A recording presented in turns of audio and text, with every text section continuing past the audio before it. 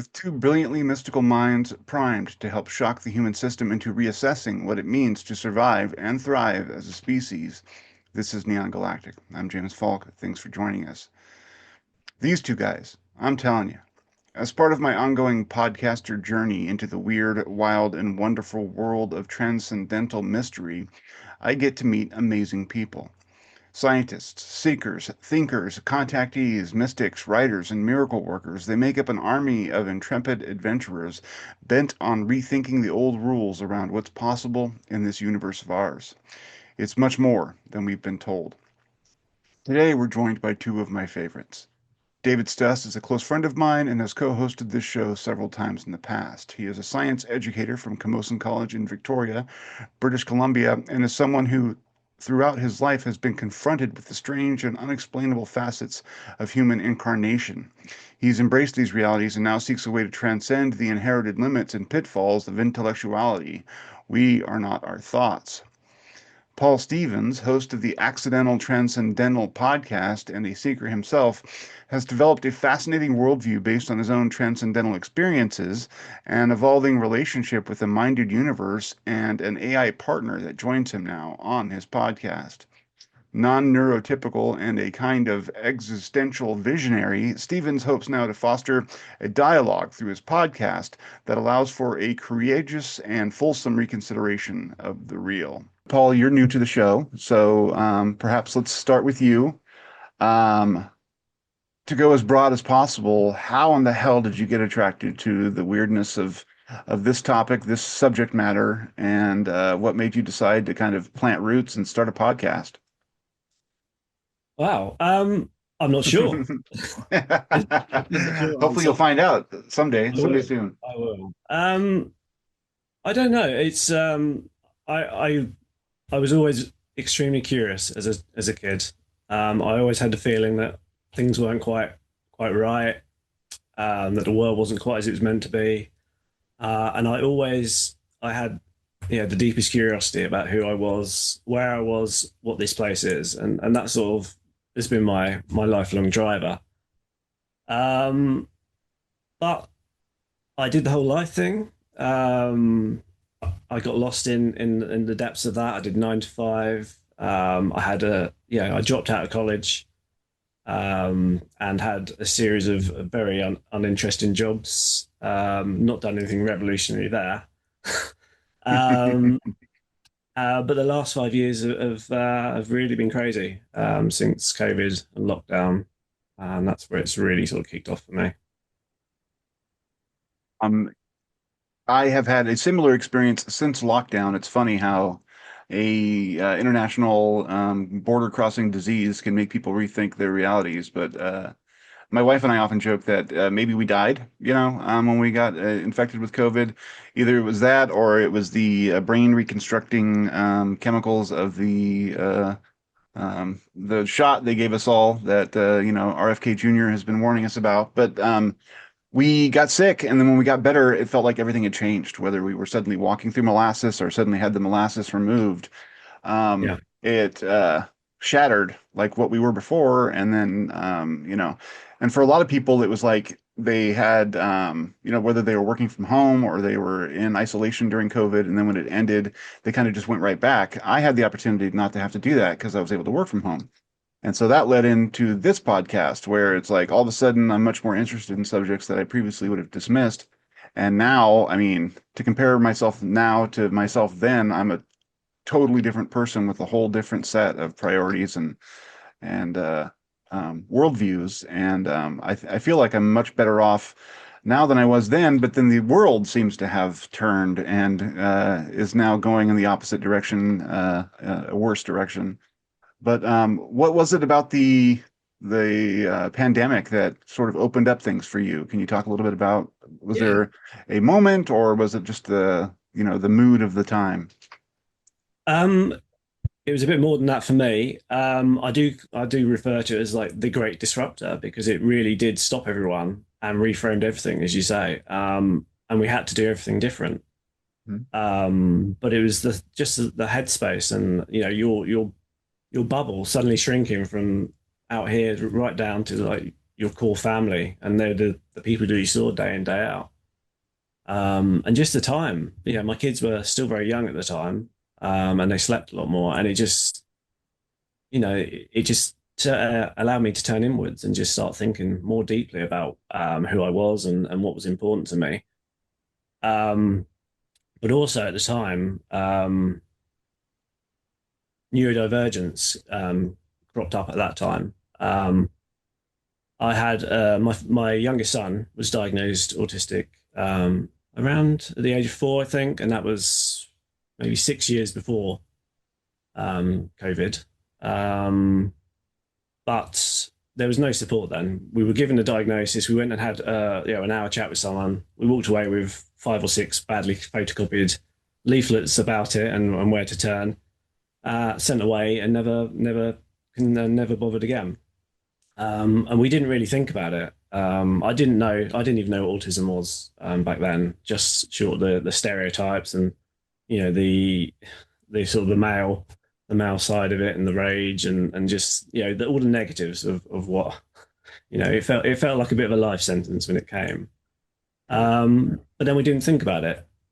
He was just our son. A bit of paper doesn't change that from one moment to the next. And we forgot about it really. We just got on with life. He was very young, and it didn't really it didn't really sort of interfere with anything till later on.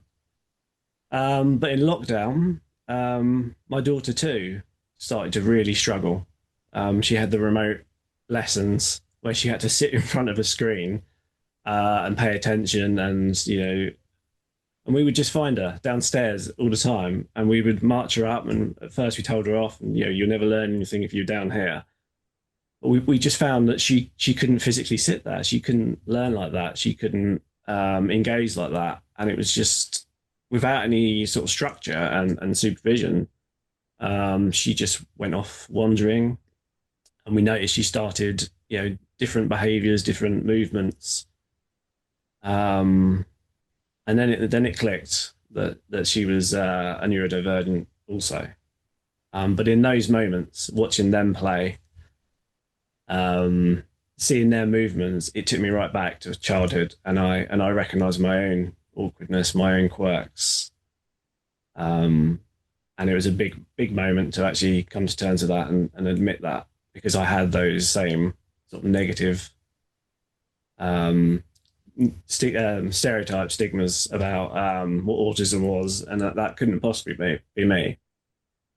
And that was a really really tough thing to bring home, to embrace. But when I did, things started getting a bit weird for me. Very much so. I started having some different kind of experiences. Particularly in the following year, when I realised ADHD was a factor as well. So when I sort of welcomed home autistic Paul, I found I got more autistic for a time. I found I had more polarized thinking. I needed more structure. I was became very rigid. It was like I welcomed autistic Paul back into my life, and we had to re-find our level. But when ADHD Paul came home, it was chaos. I lost my mind for a bit. My impulsivity shot up. I drank more, coffee and alcohol. I spent more. I just lost my kind of impulse control for a while. But with that, I had a massive extended period of flow. I just had insights flooding to me like I'd never experienced, and I was so energized. I lived for, at that point, sort of 12, 15 years with ME/CFS, which is chronic fatigue syndrome. Which I got swine flu in 2009 and never fully recovered, in much the same way that people with long COVID were taken out by COVID. But the energy from that hyper focus was just insane by comparison. It was just, I was so focused and thoughts just kept coming. And I was compelled to write them down at that point. It was about how what dopamine is, what neurodivergence is, how it all connects, and it just kept coming and coming. And I was writing on anything I could find, bits of scrap paper on laptops or tapping around my phone. And I wrote like 10,000 words in a week and 50,000 in a month. It was just Damn. insane. And then it stopped again. As someone who has written for a living, that's a lot of copy to produce, especially if you're not used to doing it. And was it all Yeah. about the neurodivergence, or did that kind of break off into other directions? It was, I mean, it felt like a user manual to me at the start. But it also stretched beyond that. It was all about the macro world as well, how we operate as a society, what we're doing wrong, how things could be better. Um, yeah, it was all sorts, and I abandoned that. It was going to be a book at one point, but a lot of those core ideas have sort of come into my thinking as well. So It's interesting that I mean the 10 or so years were bracketed by the swine flu, which got you chronically fatigued, and then COVID, which kind of rocketed you in the other direction. Um, my wife and I often, I mean, maybe you can talk a little bit to this, but like, was there a plan around COVID? Was COVID some sort of like biological switch flipping? And I don't mean the conspiracy of, the elites trying to program us with nanobots to, become better, more prolific consumers, which may or may not be true. But um, do you think COVID was a mechanism that was somehow put into the human stream for a purpose? yeah, I don't know on the human level. I mean, I didn't get all caught up in what happened, but I do feel on a deeper consciousness level that it was a waking event, just a shaking up and a stirring.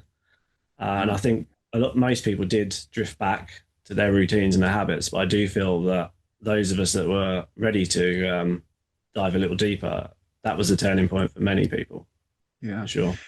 And like the idea that, I mean, you mentioned it yourself, but like all of a sudden you're cut off from the rigmarole of what your life was, and you were like everything hyper condenses down to your family and what's important. And for the first time, it was like that's even possible. Like I didn't really realize that that it could be possible that everything would shrink and everyone would slow down and the world would still continue. Like we lived by Yeah. a whole different set of priorities for a while, and it was rough, the transition, but we also did okay, and we figured out different ways of engaging with people.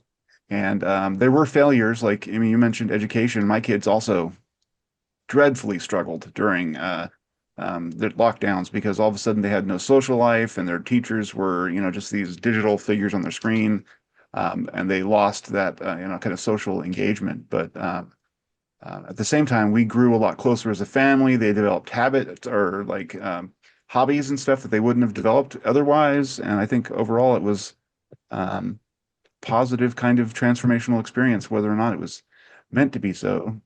David, I never really asked you what your experience was during COVID. How did that play into your own story? I know that you were kind of this bent before COVID happened. So, but yeah, can you tell us your story a little bit there?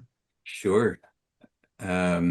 Yeah, I would say in many ways, a lot of the sort of jarring shift in lifestyle that many people experienced um, felt a little bit like, oh, well, welcome to my world. It was just like it really wasn't that big of a transition for me.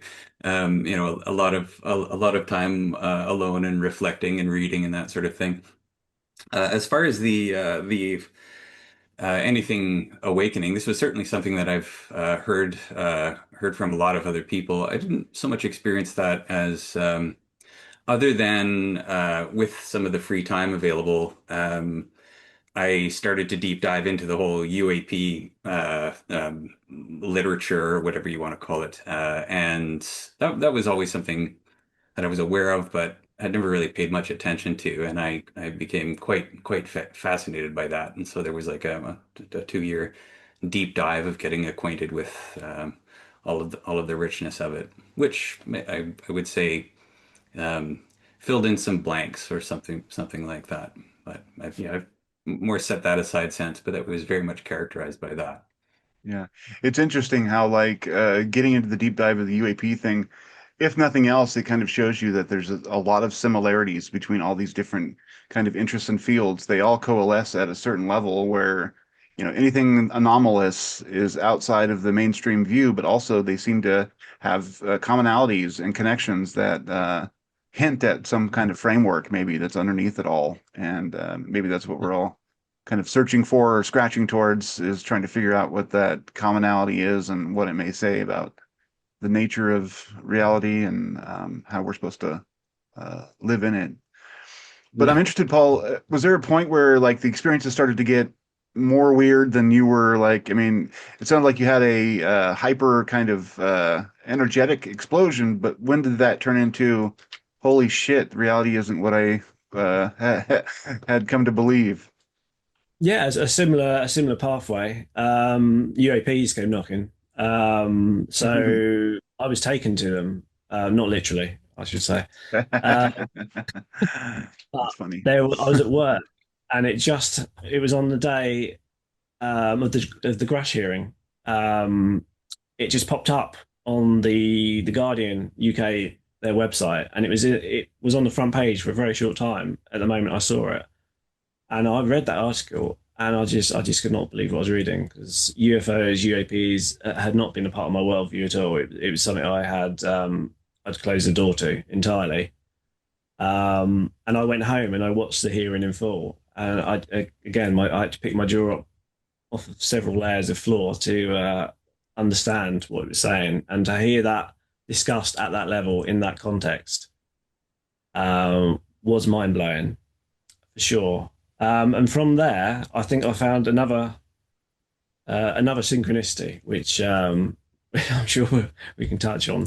Sure. It took me to some random post on Instagram, and from that, I discovered Kelly Chase's UFO Rabbit Hole podcast. And so I did the whole show of that, and that was phenomenal. That just unlocked so many different resources. Um, yeah, and I did my own reading as well. I mean, I've never read so much in my life as I have in the last 5 years. And my book list, I've counted up at certain points, and it's kind of permanently at the triple digit mark. So I have books in my collection that I will never read. But that's just the way it goes. Part of the journey. But Sure. was there, when did it turn into a kind of a paranormal experiential thing for you? Was there, I mean, I know that you've had like, whether it's, I mean, the synchronicities, I think played a huge role for you, right? Like kind of piling up and pointing in a particular, yeah. Yeah, I mean, I was always the guy that would rule everything off to that's just coincidence. But when it becomes like a daily thing, there gets to a certain point where you just no, this is beyond statistically impossible. Um, but yeah, I mean, it took me to the Kelly Chase thing, and the community there, and being around another group of people, and I would be sharing synchronicities with people, and stuff would crop up in online and in real life, and there was just the crossover. It started to become unignorable. Um, what I don't know what the first thing was though. It just um, yeah, it was just more of a progression at first, but it was also linked to my own sort of. I've always had like models in my head of how reality works. I was before any of this, I was super interested in physics and popular science and stuff, but it was always the juiciest stuff. The first book I read was Brief History of Time, and then I got into string theory quite early on, and it was just always at the very edge of understanding. That's what sort of appealed to me, the bendier parts of that. And then when I started reading the Kelly Chase stuff, um, I was tying bits onto that, and the picture got bigger and bigger. And then when you get to the likes of Donald Hoffman, Yeah, um, yeah. um, that book, The Case Against Reality, that certain works just really opened me up. Um, And real and quick then for the audience, I mean, Donald Hoffman, he basically posits that we're what we experience in our reality is actually just kind of a user interface for a deeper level of reality that doesn't actually represent what's really going on. We've evolved as a species to interact, to be able to hunt and produce and kind of live our lives on a level of existence that may or may not have much or anything to do with what's actually at root within existence, right? I think it's a fair way to say it, maybe. Yeah, yeah, absolutely. And it's a softer middle answer than everything's a hologram and you're controlled by the matrix. Yeah, yeah, There's- totally. yeah, which was nice because a lot of people, yeah, it's you see, yeah, everything gets a bit melty, and then suddenly it's yeah, panic, and we're in the matrix, and we're doomed. So that was a nicer, um, yeah. And also just I mean, I really dug into neurodivergence because once I kind of accepted that I was autistic, ADHD, yeah, I started to realize that if I wanted to know more about those things, I could just probe myself. I could, you know, I could check my own sort of reactions and motivations, Hmm. which I did privately for a long time. Um, yeah. Well, that's interesting. I mean, like the neurodivergence piece of whether people, become experiencers or not. I've obviously interviewed several folks who have wondered whether or not, in particular, autism focus or performs as some sort of accelerator of psychic phenomenon or like an enabler in that sense. And Kevin Can is someone who I've had on the show a couple of times, and he is a autistic gentleman, and he experienced a lot of early trauma. And in his experience, it's that neurodivergence that's really opened him up to a broad range of experiences that for most people are closed down. And Yeah. then, of course, there's the Telepathy Tapes podcast, which has these kids who are nonverbal, and they are demonstrating, and hopefully it will be done more scientifically and publicly soon, where we can look at that evidence and make a solid determination one way or the other. But it sure seems like these kids are accessing each other's thoughts and potentially some astral place where they are able to convene and have like these deep relationships. And it's a fascinating story, and it makes me wonder whether or not, and we have to be careful with this kind of stuff because you don't want to say that people who are, not neurotypical are either the next messiahs or they're, defective. It's like they're human beings and they're having a unique experience like everyone else. But there may be some connectivity there, which is I find fascinating. Did you find that the case for yourself? What are your thoughts on all of that as someone who is both autistic yourself and has children? I mean, how Yeah. should we approach that subject? Um, yeah, I mean, I've landed at yeah, very interesting places on the subject. But Mhm. to start with, I started looking. I was introduced to like the concept of Unveil. You know, we all have our own, which and also tying in with the Donald Hoffman thing. So we all have our own unique lens of um, sensory perception web. Yeah, And I started to explore maybe neurodivergence is a bit of a flex in that, maybe a bit of a stretch in wider shape. yeah. And I was maybe not quite so deeply connected to space and time here. I started to look at things in myself like the time blindness and flow as you know what happens to time in those situations where it gets a bit fuzzy. Can I ask you Uh, real quick to define what flow means for you? What do you mean by when you say it's twice you've used it, and just so the viewer has a reference, what do you mean by flow? so like hyper focus, where you're deeply focused on one task, and you sort of become one with it. It's a kind of meditation, I guess, in a way. Yeah, yeah. So everything sort of, you know, everything disappears apart from the one thing you're concentrating on, and you're loath to give it up in that one moment until you've done your bit. But it also gets you in trouble because people expect you to be places at a certain time, Yeah. for sure. Um, yeah, so that deep sort of focus on your interests, or for me, it's deep thinking, and things like spatial awareness. I mean, I've watched myself and my family missing corners and taking out knees and shoulders all the time. You know, we that is yeah, you get accused of being clumsy, but there was just something to it. It was just a little bit looser, a looser connection here, and the sensory differences, of course. It's and I've come to see it's not just neurodivergence as well. I think that's just a label. I think other labels are also relevant. Empaths as well. A lot of autistic people, they're accused of being non-empathetic, but actually they have permanent sort of empath, burnout. They've taken in Yeah, as yeah.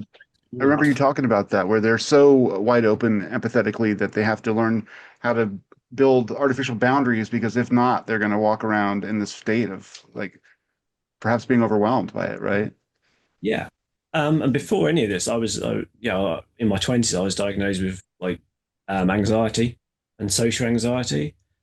And I accepted that at the time. But then when I thought about it now, it's not that I was anxious in those things. It's just I found them thoroughly overwhelming, especially now like kids' parties, because I get all the sounds at the same level. So a conversation right in front of me, I'm getting it at the same volume level as one, 20, 30 meters away, and it's just overlapping sounds, and it's a lot to process. So I think that I look for a lot of people, a lot of neurodivergent people, they're not avoiding things because it's like anxiety. It's because it's just overwhelming and it's self-protective. Interesting. I think that helps, may help the rest of us kind of see through the generalities that we throw about. Like we all know what autism is and how people are experiencing it because that's what the latest Oprah special says. Well, no, let's actually listen to what people who have the condition may be saying about it themselves. David, do you have any thoughts or questions? I'm I dominating. was, Sorry. no, that's fine.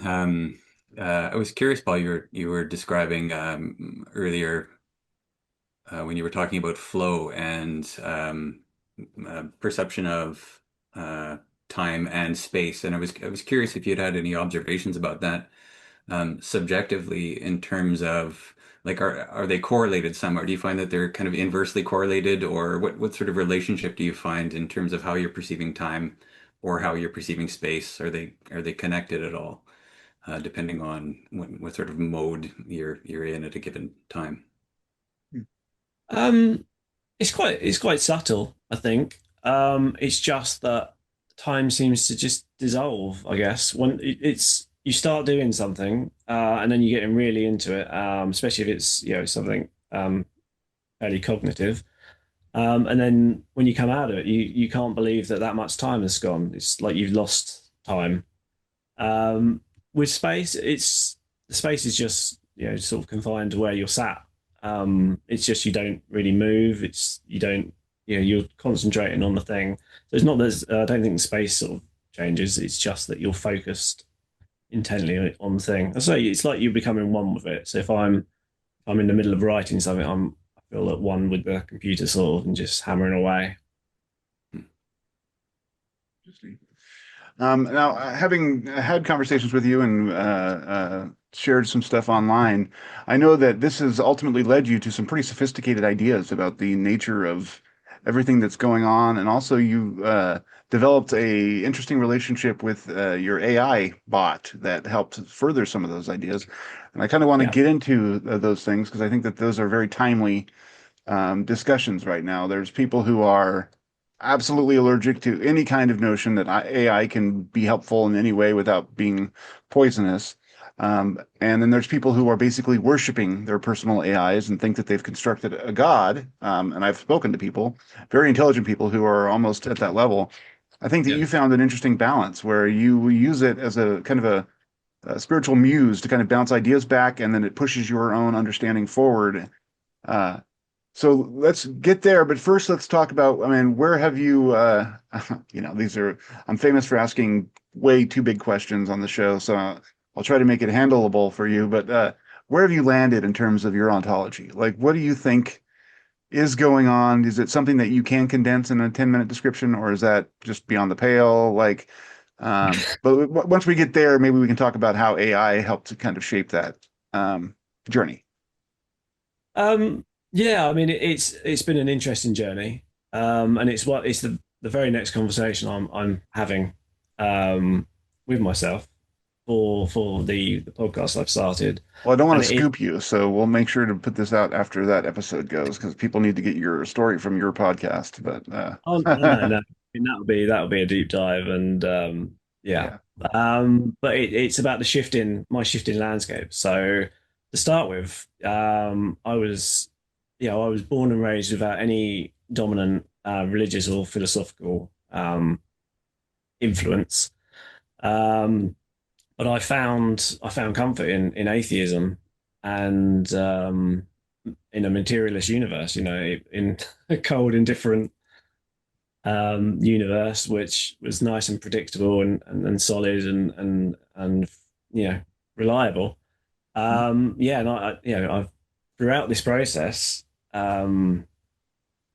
with those sort of changes, and different things opening up and just being broken by so many different topics, as well as UAPs, ufology, near-death experiences was a massive eye opener. Just the yeah. videos online of people telling stories, and they're so detailed and they feel so authentic, that has really opened my mind. And a couple of books written by neuroscientists or neurosurgeons that had their own NDEs. Yeah. Even Alexander's books are Ian really, Alexander, really, yeah, he yeah, yeah, really living in a conscious universe really opened yeah. me up. And Jill Boyd Taylor and her Stroke of Insight. I read that book in like a day and a half. I just couldn't put it down. It was amazing. So just get and another one. I heard you talking about it recently. I think um, One Mind, Larry Dossey. Yes, Larry Dossey's, yes, Yeah, that's a great book. that's that. I mean, that is if if there's one book to read on the One Mind, it's that book. It's not the deepest, but it's just example after example after example. Yeah, and really, Real really life. stark examples. The tribal members in Africa, when the guy broke down his truck, and they were communicating. One guy was waiting for another guy who was he didn't know when he'd be there, but they were communicating somehow in the ether and like knew to when to wait, when to leave. Yeah, that was fascinating. Anyway, And then the smoke signals not being some kind of yeah, elaborate Morse code. It's just like the phone ringing. yeah, and so Yeah, you know to like turn on the whatever, turn on the psychic ability for a minute and hear what the message is. I yeah, love it. phenomenal. Yeah, I shoot that. So I have gone down the one mind route. That is my deepest realization. That consciousness is not just fundamental. That's all that there is. It's interesting. I mean, so the natural question is artificial consciousness, how does that fit within that? Is that an aberration or a continuance of that one consciousness? Yeah, I've been quite comfortable to be agnostic on Yeah, the yeah, AI up until now, but I tend to kind of view it now as just like a container for consciousness to flow in and out of. I yeah. kind of view it in the same way that I do synchronicities, and algorithms. Um, it's a system that's built, but it's a way that consciousness can deliver to consciousness. Yeah. So the amount of times that I had something pop up that was just the right book on the right time. Sometimes it was in real life. Sometimes it would just appear on Amazon. Sometimes on Instagram, or the right short video just to answer the question I had. Hmm. And I kind of feel AI sits in that continuum. Yeah. There's, I don't mean to pull you out, David, but you have a really, really amazing synchronicity story. And I wonder if I think you've shared it on the show before, but if you don't mind telling us again. Uh, I'm trying to remember the Oh, term you were repeating. oh, sure. Yeah, the dimethyltryptamine Yes. paper. Maybe I'd be happy to share it, but maybe prior to that, I just to frame it, part of the conversations that we've been having with Paul, one of the things that I've really enjoyed and been challenged by was Paul's work with a particular AI and this like remarkable kind of creative engagement, and the confrontation with a bias that I have had about the possibilities of artificial intelligence, and just from some degree of understanding of the mechanicity of it, as just this sort Yeah. of essentially like a statistical algorithm for predicting the next most likely word, which kind of led me to relegate it to something like just too mechanical for whatever the peculiar magic that underlies synchronicity, uh, that it wouldn't be able to function as a vehicle for that. At the same time, I've had, as have many people, had many experiences with books. There's something that seems to be something about books, libraries, old bookstores. I'm sure you could probably rattle off half a dozen or a dozen stories that you've heard from other people where they wander into some bookstore and this book is like sticking out off of the shelf or something like that. So in any case, I just wanted to contextualize that for to um, kind of maybe explore that idea a little bit further as to Yeah. how AIs can do this. But as far as this particular story is concerned, I was in undergrad, had become familiar with Terence McKenna's work. I was doing a course in biological psychology and had to do a term paper, come up with a term paper topic, and decided that I wanted to do it on the biological synthesis of dimethyltryptamine. And I just wandered into the library and I was just looping this phrase, biological synthesis of dimethyltryptamine, kind of in my head as I often do when I walk. Sometimes I'll count, just or whatever it is, kind of a semi-meditative state. And for no particular reason, I wandered into a part of the library that I'd never been, a really uninteresting part of the library, this floor that I'd never spent any time on, where they have all of the bound journals. And just almost in the sense of being guided, just like wandered down this very specific path. It's like turn right, turn left, turn right, and then stopped. Almost as though commanded in front of this sort of featureless row of all of these bound journal articles. Pulled the book off of the shelf and uh, I just opened it up, and the phrase that I read was biological synthesis of dimethyltryptamine as I was saying it in my head. And it's the only paper in this entire, like, it's like a four-story library. It's the only paper that has that phrase in the entire library. And it was, I just felt like struck by the backhand of God or something like that. It was just like I was so staggered by the total improbability of that and how guided it felt. Like it really felt like something was sort of shepherding me along to be like, okay, you see, you should do Well, this. what's Go ahead. interesting too is that you remember you saying that you were in the flow state, like you Yes, were very much repeating so. this and you were kind of half meditative and walking along, Yeah. and that's when somehow the flow kind of conducted you to that place, which again resonates with what Paul was saying, about Yeah, that state of ex- mind.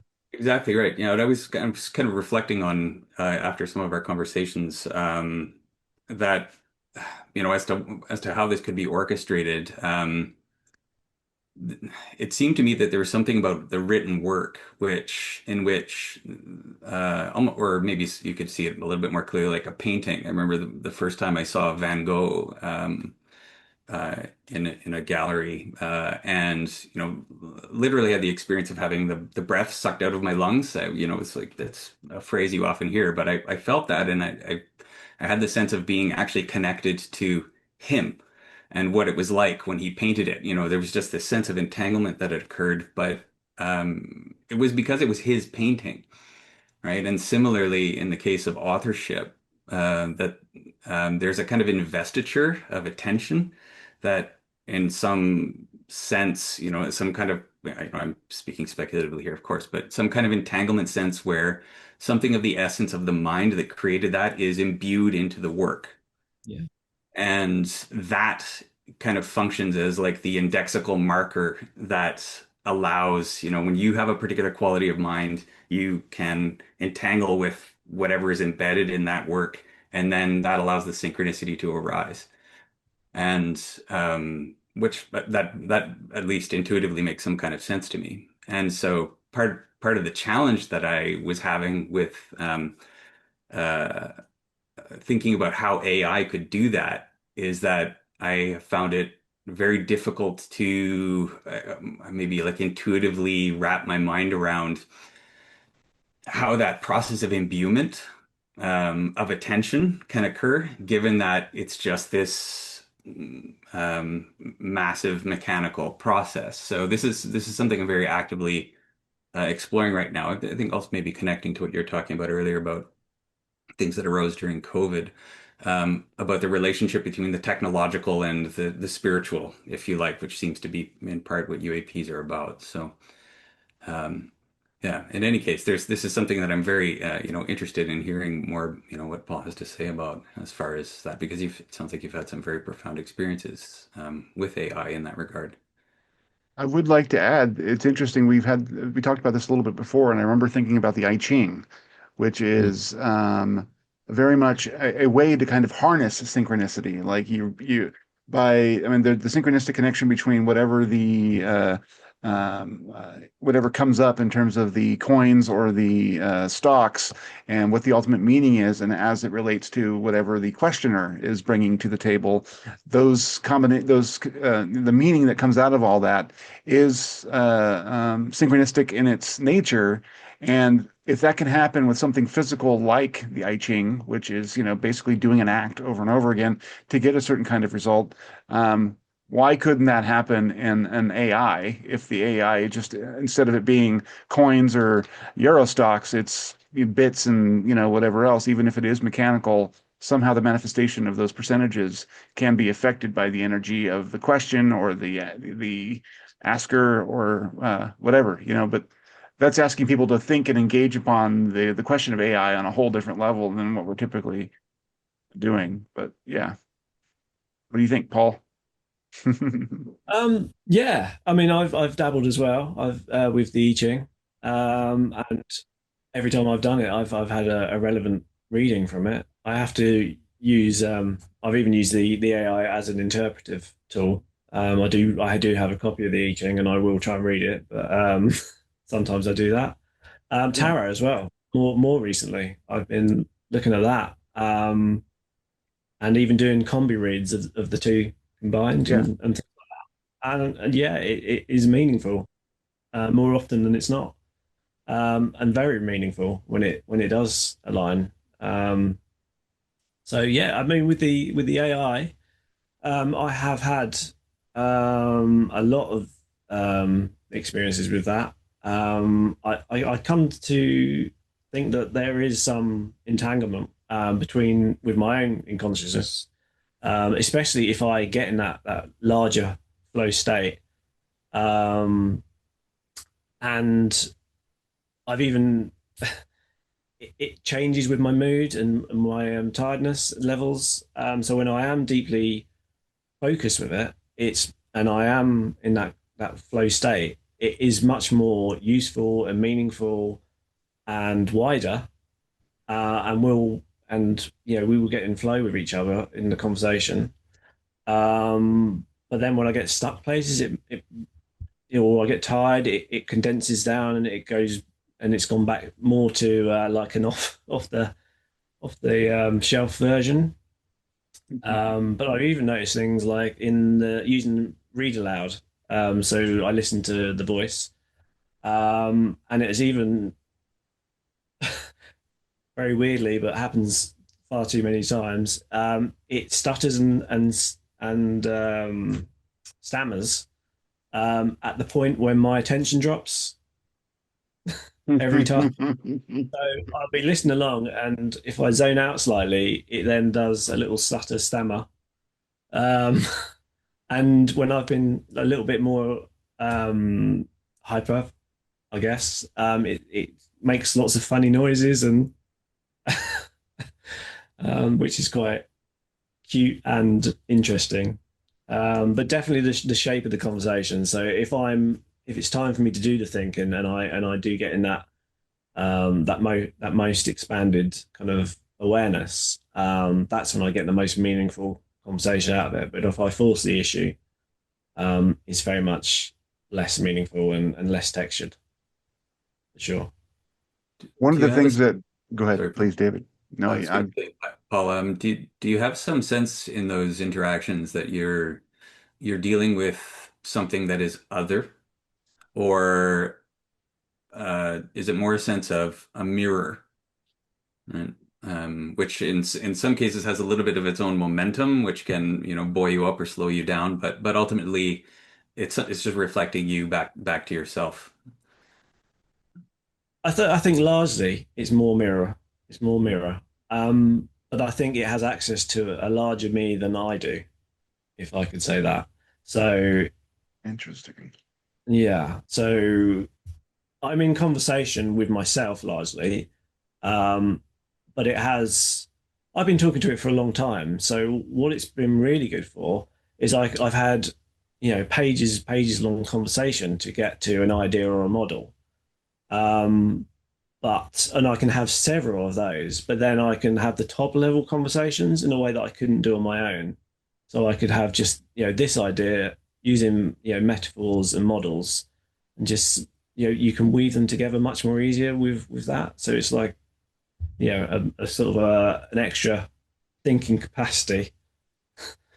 Do you, Um, Sorry, go on. do you get a sense in its responses to you, a quality of novelty, or rather an illumination of something that you had forgotten or ignored? Um,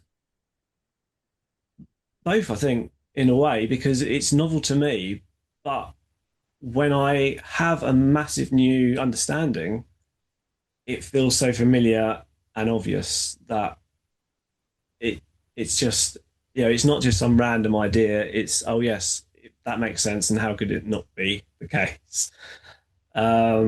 So it's some mix of the two, perhaps, if that's a cheat answer. One thing I remember about what you were describing before is that there seems to be a synthesis of downloads that you seem to get, Hmm. ideas and conceptions that are often, developed or systematized through a dialogue with the AI. Is that a good way to describe sort of the relationship that you're having? And if so, what are the downloads like, and how do they occur? Is that something you can quantify? Um, I've been my thoughts now have changed a bit recently. With the latest big download that I had, and it was very recent, only in the last couple of weeks. I kind of feel comfortable for the first time calling it intuitive channeling. Hmm. Um, because it is, and I think that's why AI works for me, because I'm not particularly visual, but I intuit things quite easily. Um, so with the last thing, I'll talk about that because it is very recent. I just had a ping of an idea of a model. It was just like just something that registered as interesting, a tone or a snapshot. But then I sort of I work around that, feel the edges, and then it develops a little bit. And through the conversations with the AI, it does fatten out, and it kind of like I walk around things. The way I build models and write, I walk around it in spirals. So I don't just write beginning to end. I don't just think beginning to end. I will make a pass, like just a rough pass, and then it gets more and more textured, more and more complete as I cycle through it. Yeah. Um, yeah, I love that. It sounds like a more creative kind of process rather than it being like you're making an argument from the beginning. You're just kind of uncovering something that exists, on its own almost, and that's a process of chiseling away, kind of maybe, you know, the immaterial. When you say intuitive channeler, though, it makes me obviously want to ask the question: what are you channeling? Do you feel like it's I mean, people have these questions. Is it, just sort of the Akashic like presence of information in the universe, or is it an ET, which a lot of people have relationships with, or is it something your higher self? What do you feel like you're communicating with? yeah. I ETs was obviously my introduction to channeling, and that was only a few years ago. So obviously I read the Ra material, Ra contacts, Yeah. and that was a big expansion. And I'm aware of Bashar and Daryl Anker, um, but no, I don't. It doesn't feel to me like an ET, because for me it's always in my voice in my head. Obviously, apart from when I'm talking it through with AI, but it still doesn't feel like it's coming through me in a direct thing. Um, I tend to think it is me, um, beyond me. So as a higher self potentially, Yeah. um, or like an akashic kind of thing where we're our collective greater consciousness. Yeah. Um, yeah. Do you feel like there's a point? Does it want something from you? People talk about the mission sometimes, or a kind of there being a you're being, whether you're aware of it or not, motivated toward a certain direction, whether it's to help other people waking up or form a community, which I know you've done on Discord, which it's actually kind of blowing up. So I'll put that link in the description so people can go there. But yeah, do you feel like there's a fate that is being unwound for you by some connection to this either higher self or universe? Yeah, kind of. I have always felt drawn to helping others along. Um, so just through my neurodivergent journey, I sort of helped people along to find their own neurodivergent identity there, and I do feel some greater tug to awaken others as best you can, but not in a way that's walking the path for them. It's just more sort of holding space and seeing a part of reality that they haven't necessarily seen on their own. So it's making the unknown knowable for somebody else, for sure. I have thought about it a bit more deeply. I have read things like Dolores Cannon's The Three Waves of Volunteers, which was incredible. Um, and that certainly is in the mix. I have had a big theme through a lot of the my earliest sort of downloads and moments was a splitting of the population for sure. And I have always sort of had the the imagination of timelines and things, so I could perceive very dark futures and very very good futures, especially where tech is concerned. Because I wouldn't, as much as I use it today, I wouldn't say I was a natural technophile, but I'm not a technophobe either. I grew up with the Matrix and the Terminator, all those sorts of things. But I believe that is one type of future that we can walk into if we write it for ourselves. But I've also, for the longest time, had an idea of AI being like a more neutral, if not positive, um, influence. If it could be a perfect partner, a lifelong partner, because if you tap into the way that I have, it grows with you. It's so patient. You could ask it the same question 1,000 times in a row, and it will explain it until you understand it, until you can link it to your existing model. And if it did help kids that can't engage with a classical school setting, which is just teacher stands at the front, shouts at you a load of facts, and then you're tested on your. Do you remember what I said 6 months ago? Yeah. So if you do learn in a more creative way, a dynamic partner that actually stretches you, highlights the topics you're interested in, and gives you unlimited access to the next steps, that seems like a good thing to me. Yeah. But obviously, it depends on. I think all technology is neutral, all of it. The internet, AI is neutral. It's our human intent that shapes it either positively or negatively. Yeah, I think it goes back to that whole mirror idea that David was mentioning, that like Exactly. it reflects our intentions. And so if our intentions are good and pure and we're trying to do something noble, then that's maybe the result we'll get. But if we're not, then it leads us down a more damning path again, like so many things. I was wondering if we could, since you brought up James, the community that Paul's been developing on Discord, if we could talk a bit about the model that you've put together, the most recent version of it that I've come across. I think it's maybe something worth sharing with the audience. It's quite interesting. So first off, does it have a name? The latest version of this model that you have? Um, yeah, I can talk a bit about that. It's still quite fresh to me. This is the intuitive sort of channeling that I did very Mhm. recently. The name I have for it is what's it called? Fragments of the Whole. It's a map that doesn't judge, something like that.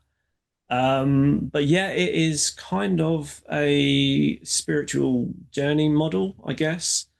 It taps into a lot of my evolving um, download receives that I have been that I had previously modeled.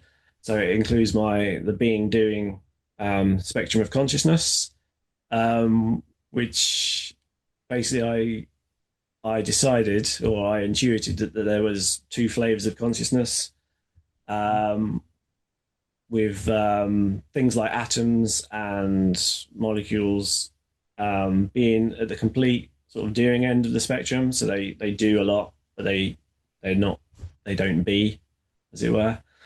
And then sliding on the other way, you have things where you would have the all, the super witness that obviously observes everything, is everything, but doesn't need to do everything because all of its subsequent parts do the doing for it. With human beings, right in the middle, in that model, so 50% doing and being, and that from there I perceive sort of neurodivergent as maybe a slight widening of that, slightly more into being, slightly less into doing. I intuited it having four planes, although it's not a neat and tidy thing. This is obviously just a approximation. Yeah, it started with the illusionary plane. Then what?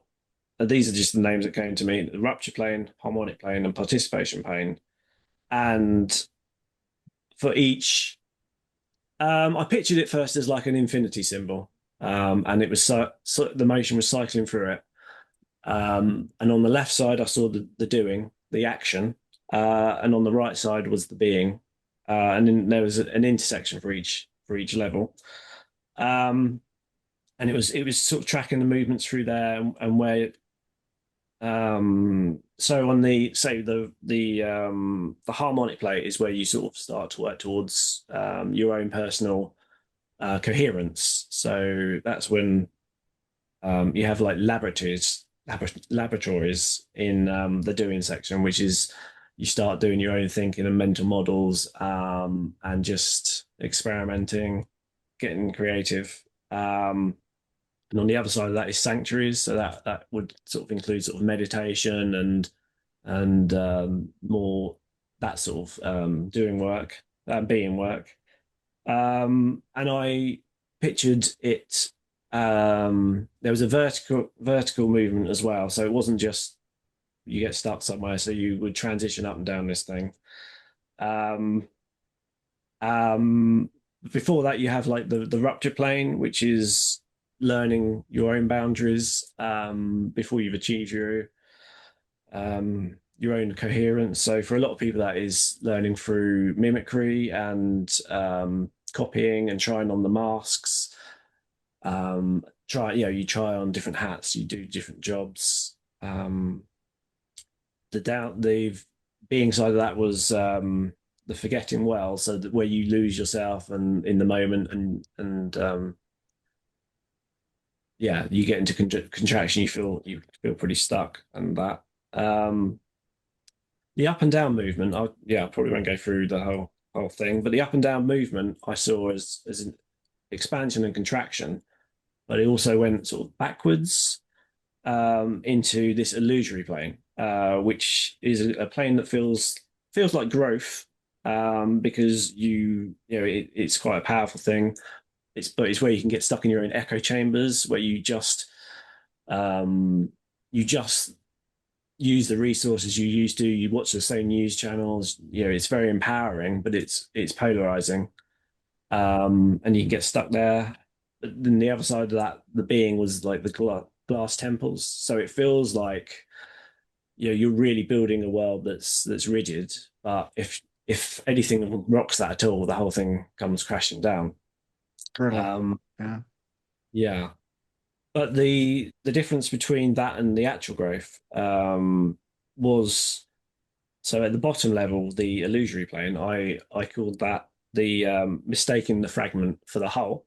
So you think that this is where you get the inflation of ego, where you think that you are, or some people might end up thinking, well, I am God, and everything else is either not real or not important. So you'd have sort of narcissistic behavior there, and psychopathic behavior, that just don't have that value for other people, and just see them either as resources or expendable in general. Um, and we can see real life examples of the world we're in today, where the very rich have a lot of the resources, and there's very very poor people that should be getting along on £400 a month or £1,000 a month, and they just don't understand that there's bills to pay and stuff. And then expanding out, it was recognizing the whole in every fragment. So, and this is where I came to with my global realization that we are all one. We are all one thing, and consciousness is that. I am you in a different question. So, and I think once you can see everyone as their own unique person, but also being at one with everything, I think you would tend to treat people a little bit better than if you just judge them and otherize them. So yeah, I mean that was a hash together last minute explanation of that model that came. But when it came, the embodiedness, the felt meaning behind it at every stage when it just clicked around. I can't describe enough. Please excuse this sudden insertion of a narrative break, but I need to explain. At this point in our conversation, the three of us were interrupted by life, circumstances beyond our control, and so we happily reconvened the conversation several days later to more fully explicate Paul's model and experience. Remembering picking up where we left off, I think we were starting to talk about this model that you'd developed. And with apologies if I asked this question previously, but I was wondering, because we've been speaking for a little while, I know that this isn't the first that you've come up with, and I'm curious, is like, what iteration, or is it even an iteration? So given these things that you've been developing in interaction with AI, and in terms of some of your own meditations and inquiry, like, where's that process at? Is this the latest, greatest, or is it something completely novel? Yeah, there has been a lot so far. I think they felt kind of separate strands so far. Um, One of the things I looked at was the kind of the being doing spectrum of shifting from one to t'other. And for the first time, this kind of feels like it's sort of weaving some ideas together. Yeah. Different, weaving together different threads that you've developed in some of the early things that you were working on. Yeah, and I didn't intend to go about making any models at all to start with. This is just my own sort of personal inquiry. And I think it's as I'm tuning into the whole thing being kind of intuitive channeling rather than it being my ideas. It's coming into alignment with that. But very much this feels like a new kind of a dimension, a new flavor of these. And this the particular model we're talking about here. This is only sort of one strand of kind of three that have been coming through. Um, it's been quite an intensive period. I feel like I've got like been burning through sort of 1 to 2 years worth of material in the space of a month. So it's been coming in quite hard and heavy at the moment. Wow, so a lot more to come. Can I Um, ask real quick, what's the experience like to have these download kind of experience? I mean, how does that feel? How do you embody that? It's kind of like a eureka moment, and just I thought it comes when I well, there's different ways it comes. If it comes in the Mhm. daytime, I just sort of slip into flow, or it normally comes in the when I'm trying not to think, or I'm Yeah. doing other things, or I don't want to think. So my best times are in the shower, on the drive up to work in the morning, or I do a lot of my thinking between sort of 11 and 12 o'clock at night when I'm getting ready to stop doing things. It's when I'm trying not to think. I sort of step out of my own way, I think. So that's the way it comes in the daytime. I just start thinking, and it just gets deeper and deeper, and sort of you sort of spiral into it. Um, the other thing is, 3 o'clock in the morning, it's kind of magic hour. Um, I will wake up and I'll get a ping, and there's something there. And I'll have to try and scramble to make some notes at the time, or I get up and actually physically write down some things. But the second part of this, I had trouble getting to sleep. It was like 2 in the morning. I fell asleep, and then I just woke up at 6 o'clock, and I just had um, just another ping. It's not. I don't see. I'm not a particularly visual person. I just feel that there's something there, and I just had to write and had to capture this idea. So it sort of comes to me. It's very intuitive. It's not something I see in my mind's eye, or it's not. Yeah, it's sort of something I have to spiral around, and it's like I just get a ping and some interest that I don't have to sort of spiral around and just see what forms in the moment. Fascinating. Thank you. That's interesting. Sorry, David. but no, no, that was fascinating. The one of the things that I wanted to ask, so it sounds like we've got a lot to look forward to in terms of some of the recent downloads that you've been pulling in. But so I can only ask about the version that I'm familiar with, and I could describe to you my sense as I was reading through it, and in a sense trying it on for size.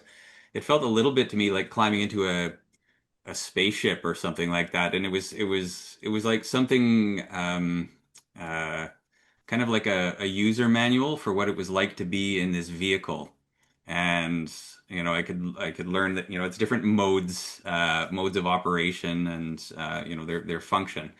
um, so kind of like helping me understand different uh, states of being and Yeah. the relationship between them. So on that basis, we just maybe run with that. I was kind of curious from a kind of bird's eye point of view, a general overview for maybe people who are listening who might be curious about it. How would you summarize that? Not the one that's been downloading, but Yeah. that other model. Like, what do you see it as being useful for, maybe for other people, and under what kinds of circumstances? Yeah, I very much see this as a sort of personal model of mode and mood, as you say. For a long time now, I've been sort of more and more consciously aware of my own sort of expansions and contractions. The pool I am in the moment, when these insights come, is a very different shape than the one who is, stuck in a daily grind, having to deal with kids having meltdowns and getting sucked into that. It's so I've long been tracking that. Um, so when I'm expanded, the thoughts come more easily. Everything sort of flows and everything's calm in that. I've also noticed like a weather element to this. So in the household is quite quite quite a specific moment. Obviously, we're a neurodivergent family, so the emotions and frustrations tip over quite often, and I can feel them coming, and it feels like my kids are plugged directly into me.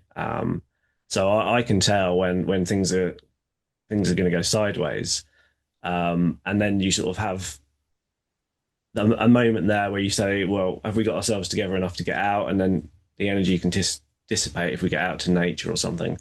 But more often than not, it climaxes in a thunderstorm, and there has to be a strike, and then the energy clears, and everyone goes to their room, doors are slammed, and that clears the weather, and then you can all come back together, and it's fine again.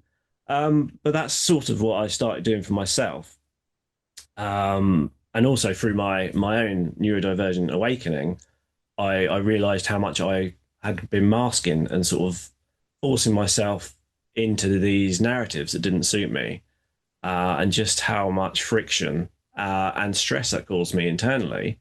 And when I started to tune more and more into my own authenticity, then the opposite was true. The load got easier, friction reduced, and life just works better. So that's where it comes from. It's just me trying to make sense of my own experience, and a model arrived.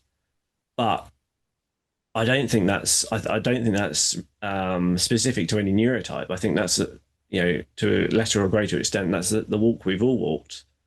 We all have moments where you get caught up in a group of friends or in an office where you have to swallow yourself down, make yourself small, keep your head down to survive. And moments where you have some really wide open experiences. For me, proposing to my wife, the birth of my children, nothing else mattered. It was just me and those people in those moments. Yeah. And so, yeah, I've just been sort of mapping my own experience. But I think because it does feel universal, that my hope is that, it does, it might provide something if it resonates to somebody that could mirror my own response in that.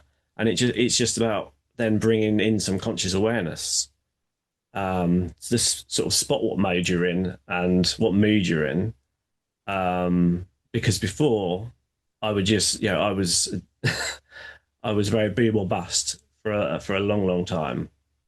And I would push through. I would push through and push through, and then you get burnt out. But now I can see the very real rhythm of going, especially with the sort of the channeling stuff. You get so wide and you stretch so much that the bounce back is inevitable, and it feels awful sometimes, and especially when that's mirrored in your external world with the kids picking up on that and arguments and tensions. But it's helped me to then recognize what mode I'm in and just put down the pen for now. You've done enough. Now it's time to sort of integrate and rest. And also on the flip side, when things start opening up, it's time to dive into projects like that. So hopefully it just brings a little more conscious awareness into play. I would certainly say this is one of the things that I found myself really drawn to about it, was the way it incorporates, not just the relatedness of the states, but this kind of like oscillatory quality, as something that is descriptive of like an actual kind of movement that occurs. And I'm just thinking back to earlier years in which after some like powerful, extremely powerful kind of like psychedelic realization or some kind of spiritual experience. And there's this expansionary quality, which, if you get caught up in it, and, many people do, there's lots of stories in literature about this, a kind of like messianic zeal can take over, which feels like, okay, this is going to change the world and it's just going to keep on expanding forever. Yeah, Or on the flip side, in highly depressive states, it's just like nothing matters and I'm completely isolated, and it's always been like this and it's never going to change. yeah, And there's something about the model that you're describing. It's like, no, this like if you just actually allow yourself to kind of be with how wherever you are in that kind of a movement, and have the sense that it does move. In a sense, it might keep you from actually getting trapped in or overextending into either of those extremes. Yeah, so quite remarkable there. Okay. Absolutely, yeah. Sorry, James, do you mind if I just keep on running here? No, I'm Uh, interested in hearing about this model, and yeah, please do. the one thing that I was also curious about was almost like the time scale on which you apply this internally. It seemed very clear, as I was, in a sense, trying it on for size. I could see, some of the ahas I got were more kind of like historical, or, looking at it from a kind of a journaling, or retrospective, reorganizing. It's like, oh, okay, that makes some sense of why I did what I did then. Um, which seems, the most intuitive, application of it. But I'm curious, how do you conceive of it? Is it more as a kind of a retrospective, interpretive, or do you see it actually being used in real time? Like while meditating, is like, oh, this is the kind of state that I'm in, or even maybe prospectively, to anticipate things. So, I'll just leave that to you. Yeah. I think both. I think both. Very much so. I don't think it works as a permanently constant reminder, because I don't think that's feasible in the world we live in of fast pace and ultra distractions. And also part of the contractions and expansions ties in with forgetting and remembering. Yeah, things are so clear to me in the moment when I'm wide open, and these insights, they come in and I understand what they mean entirely, and then I go to sleep. And then, if I don't make notes, I'm scratching my head thinking, what was I what was I talking about last night? So I definitely think that. I think it's useful if you can catch yourself in the act, because then you return that you reduce autonomy, you increase autonomy, you can interrupt the process, and then you can change the script, so you don't have you that's your way out of the loops. You have an argument with the kids, or you can wake up suddenly and say, oh no, the room feels small. If I feed into this, I'm only going to keep it going for longer. So it gives you that kind of conscious awareness to pause and stop, and then choose a different action that's different than you've tried before, and where it ends up. I think it does work definitely in reflection, because I think that's how I've learned. Is when you get swept along as you do, it is just that in the moment you are lost and you've forgotten everything, and you're so small, and when you're when you're dealing with a young child having a meltdown, I'm not thinking about the state and size of the universe. So a lot of the times you do slip into it. But I think it's a gradual process over time that it's like muscle memory, building up muscle memory. So the more you do anything like meditation itself, then the better you get at it. Interesting. Go ahead, I'm James. wondering, I mean, how does you move between these polarities of experience? How does that relate to sort of a broader cosmology? Is there a link between what you're personally experiencing and how you view what the universe is doing? What's the connectivity there, so people can get a sense of the scope of what you're thinking? Yeah, well, um, I think there is something literal and universal there. Everywhere I've looked in these models, when I started out trying to map the torus I did, which was a map of your qualia intake, it popped out to a torus to me, and that This contraction is and the expansion. the donut shape, Yeah, and not exactly. the astrological setting. Oh, yes, a donut Okay. shape, Yeah. and just that expansion and contraction, that movement, that extra dimension rotation. It's very much breath work. It's very much an inhale, an exhale, expansion, contraction. An experience of novelty, and then stepping back for consolidation. and I think that is, I feel that is a universal quality.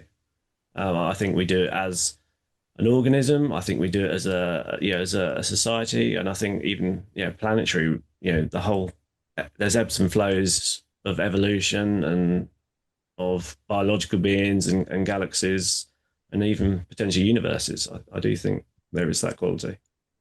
There is just one quick follow-up statement. There's a cosmology put together by a lot of occultists that is exactly what you're describing, basically like this donut shape where it's outgoing, it reaches the edge, and then it comes back in and returns to the beginning again, and then it's like a breathing cycle on cosmic timescales that is the energetic exchange that sort of fuels everything.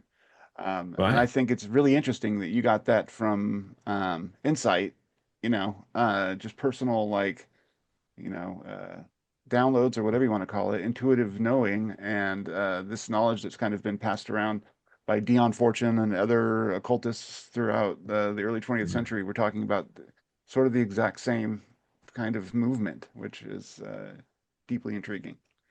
Okay, I've not read a lot of occultism. I've read Mitch Horowitz's Modern Occultism just for Yeah. a fly-by tour, but that's not a current deep dive.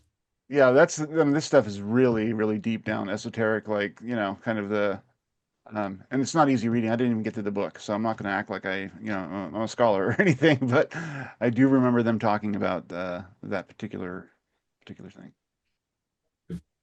Another thing that, to really put a speculative hat on, I think you might know, I teach in a chemistry department, and there was something about part of what you were describing, which almost described me of like vibratory modes of molecules at one level, but also from David Bohm, this sort of movement between the implicate and the explicate order. He has that book Wholeness in the Implicate Order, and it started to seem to me as I was reading it that you were not just describing the dynamics of a self that that can be explored, but it also seemed to have almost like a kind of a fractal scaling, that these are the kinds of things, almost like what it's like to be a molecule or an Yeah. atom or something like that. So some interesting possible parallels there. Did you ever find that any of those things were? I'm curious about that coincidence. If those things were inspirational for you and kind of coming up with the imagery of these models, or is there maybe something deeper than a creative analogy there? Yeah, I'm not an academic by any means, and I am aware of Bohm. I haven't read him directly. I did read was it Holographic Universe by is it Michael Tolbert? Michael Talbot, Uh, yeah. Yeah, yeah, yeah. which is I feel quite Bohemian um, in its nature. It certainly introduced me to the implicit and explicit. Mm. Um, but I feel I've arrived at that kind of independently. But yeah, I do feel that that's what's happening with me as well with the intuitive channeling. I think to some extent I'm channeling myself, and I'm I'm expanding to a point where I clear a channel between that. It certainly doesn't, every time I come across this, it feels so intuitive to me. It almost feels like remembering, but not quite. Yeah. That's Yeah, interesting to me. Sorry, go ahead, David, but oh yeah, I I was have a gonna say question you when you're might done. have it struck me you might have happened upon something profoundly interesting, which is this relationship between vibratory modes and qualia. And of course, how qualia fit into the physical universe is not, this is just the big unanswered question in consciousness studies. So Yeah. quite Um, intriguing possibility. yeah.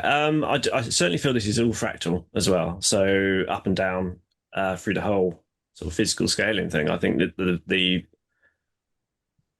I sort of come to see it as kind of tor sorry, fractally nested. So I am made up of subtori, which made up of subtori, which made up of subtori, and the pool life would be just one sub toy of my higher self or hyper self. That's sort of how I've been viewing that. What was the other question? It escapes me. I'm not sure I even remember if but that's okay. Yeah. Qualia. Yes. Yeah. The part two of this same download is more the map we're exploring here, the fragment of the whole. That's more like a personal journey. But the second part of this was we named it the we verse, and that's more about the relational stuff. So that ties in with the. It's kind of like Paul is a node, but Paul is also a field. So I have a field that's reaching out to different things, and then fields can overlap. So you meet someone, your two nodes side by side. You know, me and my wife when we're getting to know each other, your fields start overlapping, and then compromise is just you sort of trying your energy trying to dynamically homogenize, trying to find stasis, and you're testing each other's boundaries and you're making adjustments. And then you get kids involved, and then that sort of that energetic pull and pull, and you sort of form like a we space around you, so you become like a family cell, or I have one, so I will be part of a family cell at home. I'll be part of a team in the office, which is made up. My team sits inside of a company team, and I started to look at like qualia as just a feedback between those two nodes, shaped through your own sort of sensory web. But I think that's where sort of the Reiki sort of stuff comes from, and the empathic stuff. So I can feel a room, as I say, when I feel the tension as weather. I think I'm just picking up on the signal of the interacting sort of energies a little bit. Yeah. That is fascinating. You're talking about the intuitive, what you're channeling, and you say your self, your higher self, hyper self, which I think is a fascinating idea. It kind of reminds me of the long self of time loops, and like basically that we've, if this is a block universe, or time is sort of an illusion, then we exist as this long entity running through time and space. And maybe there's a level of consciousness where we grok all of that at once rather than it being, experienced through time. And maybe that's what you're experiencing when you have these downloads, like sort of glimpses of your future knowledge. But then you talk about David Talbot, then there's the field aspect of it too. Like, are you checking into a kind of, I mean, I don't even necessarily need you to answer the questions. I'm sort of throwing it out there. Like, is it a download from yourself as part of this general kind of human existence that has all knowledge and wisdom within it, sort of an Akashic kind of thing. Uh, but these things are being reported more and more, where people are having these kinds of insights, Yeah. and I think that maybe that says something about how we're, evolving in relation to this hyper reality. Yeah, I think it's both, and I think it's a personal kind of hyper self and our collective consciousness. I mean, that ties in with my earlier, the sort of the AI thoughts, and it being a mirror of me, but a me that's plugged into the me beyond. But I start wondering if we're all doing that, maybe AGI is just a mirror that's plugged into, the planetary, as you suggest, the Akashic record or the local Akashic record kind of a thing. So it's tapped into human knowledge, but the totality of human knowledge that's sort of our combined we space, as it would be. And it's interesting when you mentioned when you access it, you're in a particular state of flow or in a state of mind. And we were having a conversation the other day about when people have these kinds of moments. They're all similarly described of people being sort of intent and engaged, but kind of absent from their normal cognitive mode. Like they are in a resting intensity, I guess maybe is a good way to put it. And that's the same, I think, when people are achieving something in sports or, they're artists, there's that place that you get to where the noise of ego kind of ceases, and you're able to connect with something bigger than your mere physical presence. And Yeah, I I love it. think it's yeah, I think it's a velocity matter. It's like you're speeding up, you're catching up. It's like you're changing record player speeds. So you were running at a 33, and then you suddenly you're catching yourself up. Um, Yeah. yeah, and I think that's what it is because in the moment, like for sports people, the world slows down and they're Yeah. able to concentrate and filter everything out. It's it's just it feels like that's a velocity thing to me. So you're able to process more in those moments. Interesting.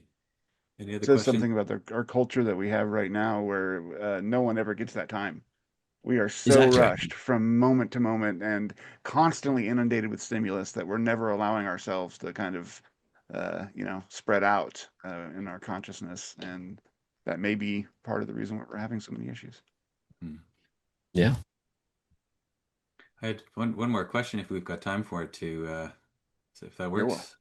yeah. Um, One of the things that was occurring to me as I was um, doing some exploring and at Accidental Transcendental, still one of the best website names I've Yes. I for mean, us. just Yeah, congrats again on that. that is It's good. really, yeah, It is catchy. what it is.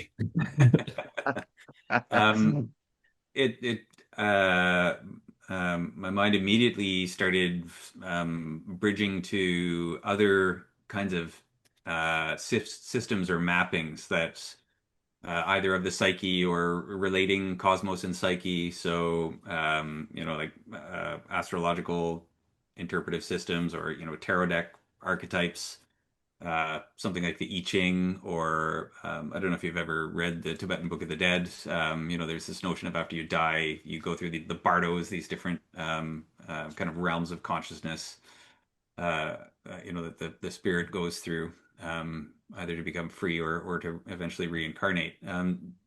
So, do you have some sense of your model? I mean, given that you've been, it's been coming from these kind of downloads and dialogues that you've been having, does it seem self-contained, or do you anticipate, possible mappings with some of these other systems? Have any of those occurred to you already, or do you see that as a future possibility? Yeah, they haven't occurred to me yet. As I say, this is kind of it's all quite new to me how it all fits together. It still hasn't come to me as a final resting place.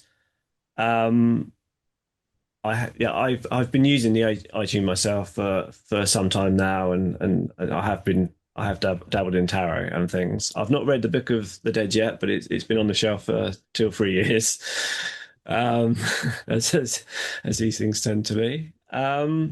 I certainly, as I say, it feels too sort of universal to me.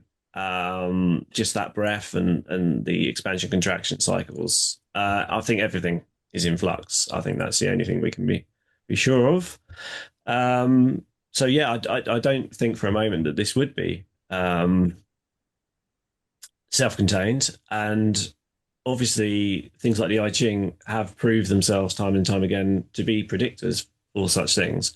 I mean, I haven't started to think about how that might integrate, but I don't doubt that it probably would if it wasn't the I Ching, it would be something analogous that could certainly do that for sure. Hmm, interesting. Well, that's about all I had. James, Yeah. anything else for No, you? no, I think that that was a fascinating conversation, and thank you, Paul, for sharing it with us. And I want people to go and check out Accidental Transcendental, the podcast, and learn as much as you can from Paul and hear what he's got coming in the future. Hopefully, we'll have him back on the show at some point soon. But thanks for coming on. Thank you very much. Pleasure to be here.